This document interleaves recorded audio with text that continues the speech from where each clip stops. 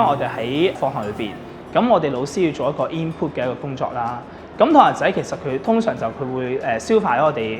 俾佢 input，之後佢化成個 output 出嚟。咁嗰啲 output 可能講就係好典型嘅教科書裏邊嘅內容。咁而今一次咧，就係佢哋發現咗廚餘呢個問題。咁同學仔佢自己去諗下有乜嘢解決嘅方法。啲同學仔就會慢慢去討論翻裏邊一啲方案可唔可行咧？其中一個好似整繪本喎，可以教識啲低年班或者高年班嘅同學仔話嘥嘢食係唔好嘅。佢將呢個意識咧，佢想透過繪本呢個嘅方式去俾啲同學仔。咁但係咧，因為我哋課堂就唔會有呢個佢哋思考 problem solving 環節㗎嘛。咁我就覺得成個基地呢個計劃咧，可以令同學仔係佢真係要落手去做嘅。咁做完之後，佢真係解決到現實生活中存在嘅問題，令同學仔潛意識地學識 problem solving 呢個 skills。社會上有流浪貓嘅問題，有啲媽媽冇人照顧，好可憐。有見及此，我哋希望可以領養貓貓，喺學校建立一間貓舍。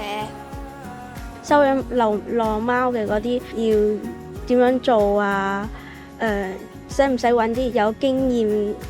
嘅人嚟教我哋嗰啲？一開頭只有一啲概念嘅嘢，可能你覺得好難實行啦。但係其實只要你透過唔同嘅努力啦，同埋嘗試咧，都有機會可以落實嘅。就好似呢個貓舍，可能一開頭佢哋都覺得未必會成功，咁但係後來咧就真係可以做到咯。可以培養到同學仔慈悲嘅心啦，同埋仁愛嘅心啦。養飼一隻動物咧，係可以培養到小朋友嘅責任心啦，亦都係一個生命教育啦。我哋覺得係可以每日任何時間喺學校嘅網上平台度寫低或者錄低對老師嘅打氣説話。如果你哋真係有咁樣嘅諗法咧，我都會係你哋嘅其中第一、第二、第三位嘅買家喎。咁就因為事實上係大家都好關心老師嚇，多謝晒你哋為老師係嗰個打氣嗰個心意。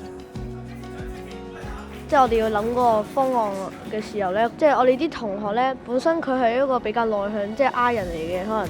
能佢係一啲好有創意嘅人，但係佢又唔識點講嘢嘅話咧，就咁可能我哋就理解唔到佢即係可能佢本身係腦袋可能入邊有好多佢好多諗咗好多嘢出嚟嘅，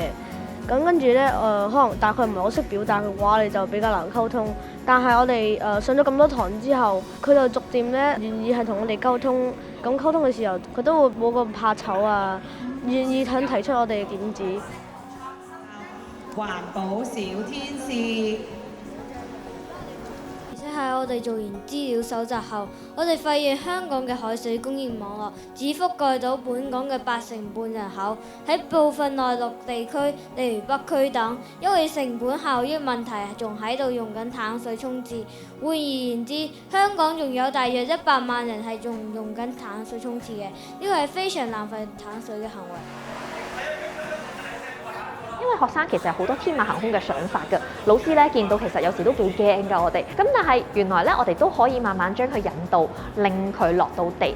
喺過程之中咧都非常之難啊，因為佢需要真正應用喺現實中嘅一個產品啊，係啦，咁所以咧我都揾咗好多唔同嘅公司，咁但係後來都發現有一啲公司其實都好欣賞學生嘅設計啊，佢哋都願意咧去幫學生去將呢個嘅產品整出嚟啦，咁小朋友好開心，咁我自己都好開心，即係見到一啲可能比較天馬行空嘅想法，佢真係落實到喎，其實都覺得有成就感嘅。咁我就希望小朋友咧要把握佢呢個階段咧所擁有嘅創意，因為咧創意呢樣嘢咧係